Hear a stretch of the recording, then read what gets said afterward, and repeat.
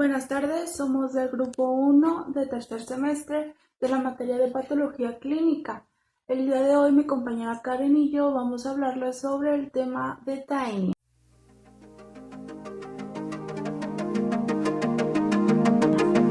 Hice un pequeño bosquejo de todo lo que necesitaba aquí. Primero que nada me gustaría empezar con la estructura de la taenia, de este parásito.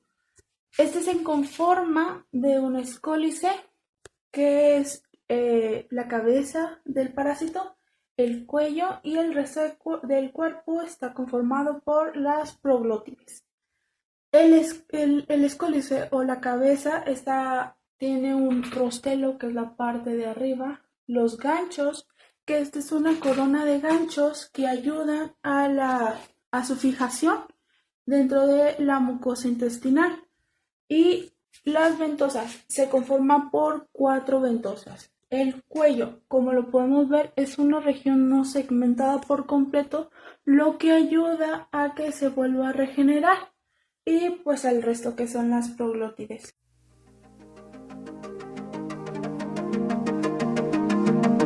Las taenias tienen dos clasificaciones, lo que es la taenia solium y la taenia saginata. La taenia solium es aquella que proviene de carne de cerdo y la taenia saginata es aquella que proviene de carne de res. La taenia solium llega a medir de 2 a 8 metros y se produce alrededor de 1000 proglótides. Estas proglótides se multiplican y llega a producir alrededor de 50.000 huevos. La taenia saginata llega a medir de 4 a 12 centímetros, puede llegar a medir de 4 a 25 metros, pero por lo regular miden alrededor de 5 metros. Estas producen alrededor de 1000 a 2000 proglótides y se multiplican llegando a producir alrededor de 100.000 huevos. Lo interesante de esta taenia, la saginata, es que puede llegar a vivir en el individuo, en el huésped, alrededor de 30 años.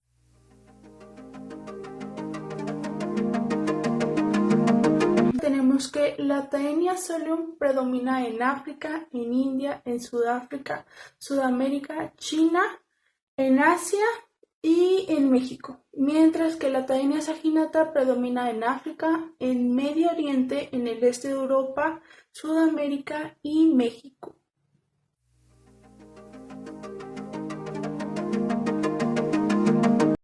Tenemos que la taenia presenta dos tipos de infecciones, que es la infección invasiva y la infección intestinal.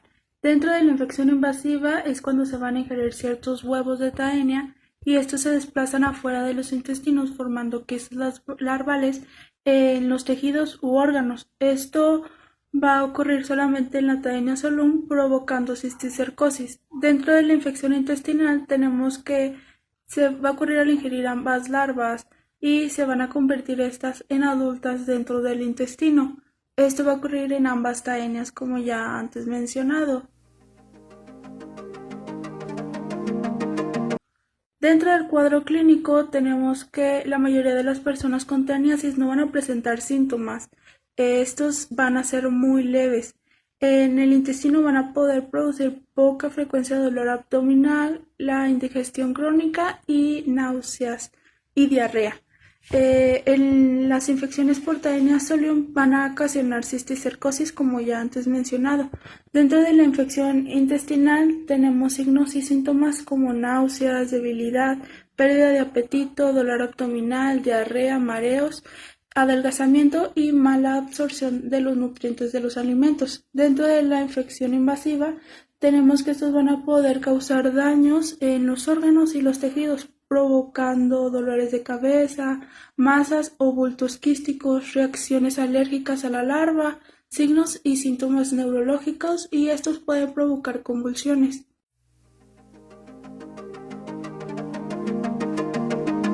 Gestión de huevos de taenia solium, como ya antes lo había mencionado. Estos se encuentran muchas veces en alimentos contaminados. También puede ocurrir una autoinfección cuando la persona se infecta de taenia solium porque autoingiere sus huevos. Esto ocurre por no lavarse bien las manos después de una deposición.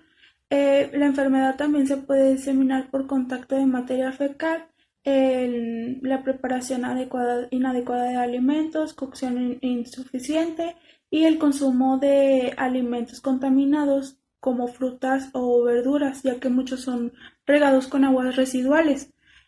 Los síntomas van a variar mucho, dependen del lugar en donde donde se encuentre la infección en el cuerpo. Por ejemplo, si es en el cerebro, puede ocasionar convulsiones o síntomas similares a los de un tumor cerebral. Si es en los ojos, va a haber una disminución de la visión o ceguera. Si es en el corazón, puede haber un ritmo cardíaco normal o una insuficiencia cardíaca poco común.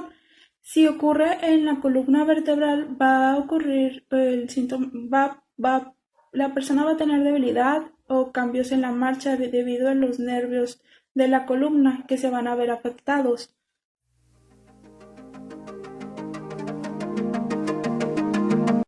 Empezamos con cómo se infecta el ganado o los cerdos. Va a ser por medio de la ingesta de vegetación contaminada con huevos o prolótides gravidos. Estas oncosferas de salidas del huevo van a atravesar la pared intestinal y se van a desplazar hacia su musculatura. En caso de que estas oncosferas van a desarrollar el cisticerco en el músculo, lo que va a ocasionar que las personas cuando lo ingiramos, ya sea porque la carne está cruda o poco cocinada, nos vamos a infectar de sus huevecillos. Como ya lo había explicado, la taenia tiene en su cabeza un escólex, o así se llama, la cabeza se llama escólex. Se va a sujetar hacia la pared del intestino y ahí es donde va a empezar a crecer la taenia hasta que se vuelva adulta. Una vez que nosotros los desechemos, los huevos o prolótides, estas heces van a pasar al ambiente y ahí es cuando ocurre que muchas partes riegan las plantas con agua residual. Puede que el mismo ganado vuelva a consumir y ahí es cuando se forma la cisticercosis. Al volverlos a ingerir y pues ya es una complicación, pero como ya le había explicado es una complicación únicamente de la Taenia solium.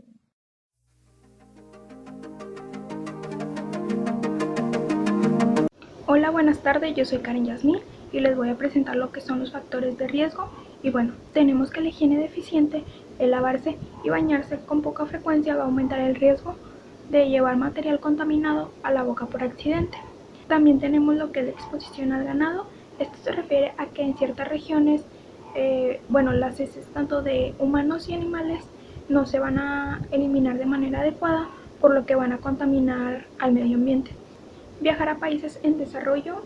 Esto se refiere a que en ciertas zonas implementan prácticas de mala higiene. Comer carne cruda o poco cocida, debido a que si no se lleva una buena cocción de la carne, las larvas o huevos no van a morir y van a seguir tanto en la carne de res o cerdo y esta carne va a seguir contaminada.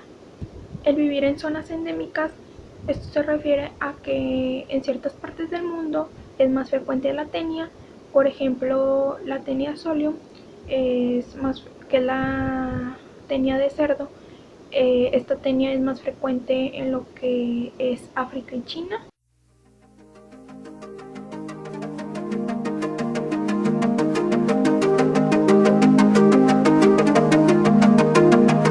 Van a ayudar a identificar si el paciente tiene algún tipo de tenia.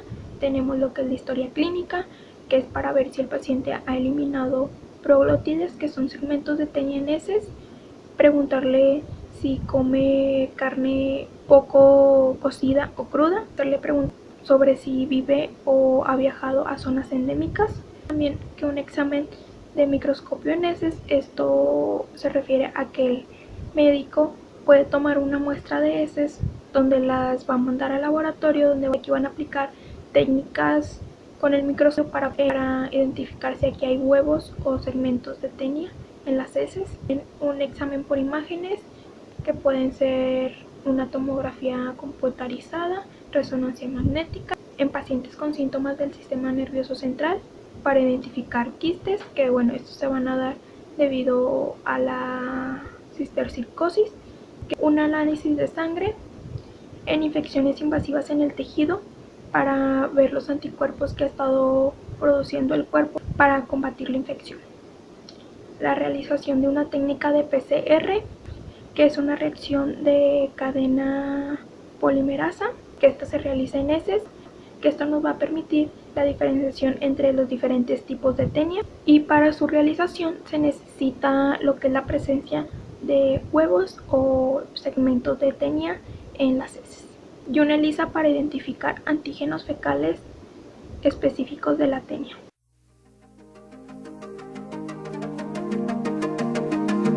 Bueno, tenemos que esta enfermedad se puede confundir con una ascariasis, giardiasis, toxoplasmosis y malaria. Bueno, en estas se puede confundir debido a que estas se producen también por lo que es un gusano. Entonces en estos casos se puede confundir debido a que es producido por el mismo animal. En infecciones intestinales, debido a que, bueno, como la infección por tenia ocurre en el intestino, se puede confundir con otro tipo de infección intestinal. Y también menciona que se puede llegar a confundir con abscesos y pequeñas neoplasias en los músculos. Esto ya es debido a la cistercercosis que produce la Taenia solium por los quistes que llega a producir.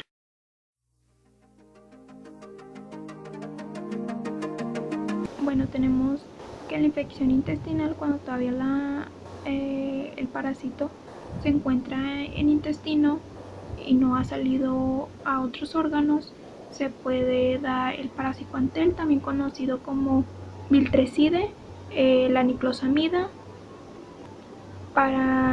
paratromicina o quinacrina. Estos se consiguen fuera de los Estados Unidos. El paraziquantel lo que va a hacer es aumentar el calcio del parásito, lo que va a producir una contracción generalizada de este, y la niclosamida va a inhibir la fosforilación oxidativa mitocondrial del parásito. Y bueno, estos medicamentos lo que van a hacer es atacar al parásito de manera que lo van a eliminar de forma rápida del intestino. Infección invasiva. Bueno, en la infección invasiva, esto se refiere a que el parásito ya salió de intestino. Esto se considera como infección extraintestinal. Y bueno, el parásito, como ya salió del intestino, va a atacar a otros órganos y va a producir lo que es la cistercercosis, produciendo quistes. El tratamiento dependerá de la ubicación y efectos de la infección.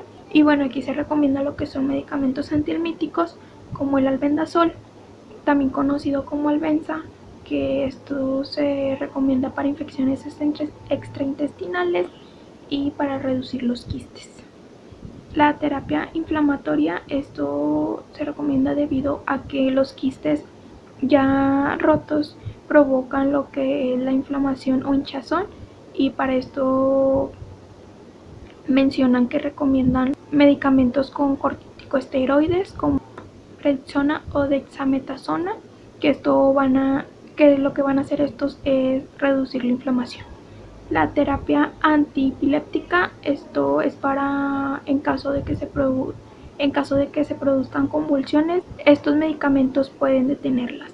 La colocación de una derivación. Una infección invasiva puede provocar lo que es demasiado líquido en el cerebro, lo que se conoce como una hidrocefalia, y aquí se recomienda lo que es la colocación de un tubo de manera quirúrgica en el ventrículo de la cabeza para drenar lo que es el líquido. Cirugía. La extirpación de quistes depende de la ubicación y síntomas. Los quistes que se forman en hígado, pulmones y ojos suelen extirparse debido a que a la larga van a amenazar la función de los órganos. Tubo de drenaje como alternativa a la cirugía. Este tubo permite un enjuague agresivo a la zona con soluciones antiparasitarias.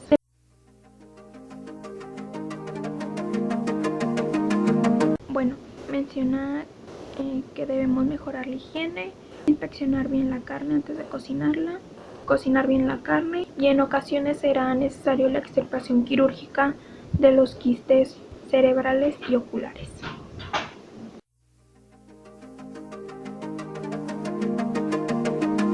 Por lo general la infección intestinal no provoca complicaciones, pero en caso de hacerlo puede provocar lo que es un bloqueo digestivo.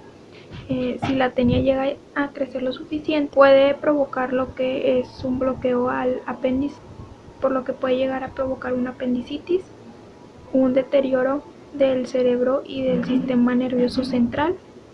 La neurocisticercosis es una infección muy peligrosa dada por la Taenia solium invasiva que provoca cefalia y deterioro visual, así como convulsiones, meningitis, hidrocefalia o demencia. En casos graves puede llegar a ocasionar la muerte.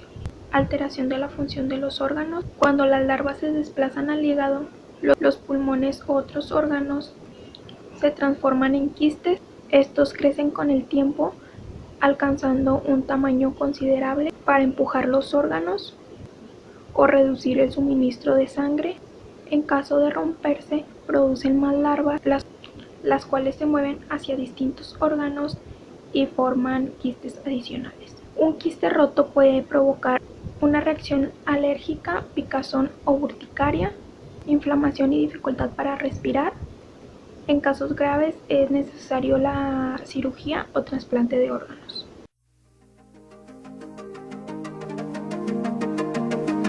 Por lo general es bueno, con el tratamiento que se les da, la infección desaparece. En caso que se llegue a complicar con la cisticercosis, que esta llega a afectar a otros órganos, es necesaria la cirugía o el trasplante de algún órgano, y si no se trata a tiempo se puede llegar a la muerte.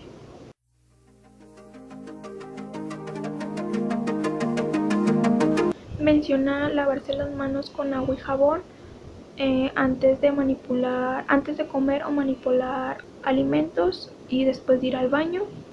Cuando realices viajes a zonas donde la Taenia es más frecuente, lava y cocina las frutas y verduras con agua potable. En casos donde el agua no sea apta para consumirla, se tiene que hervir al menos por 1 minuto y dejarla enfriar antes de consumirla.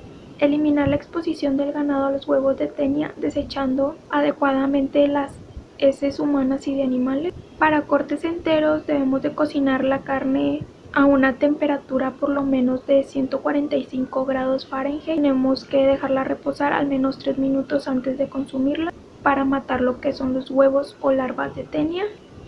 Para la carne molida, esta se debe de cocer al menos a 160 grados Fahrenheit. Esta no requiere reposo antes de consumirla. Para evitar la infección de Taenia en la carne, debemos de congelarla al menos de 7 a 10 días para matar los huevos y larvas de Taenia. Evitar comer ya sea la carne de res o cerdo poco cocida o cruda, y tratar rápidamente a los perros que estén infectados con Taenia.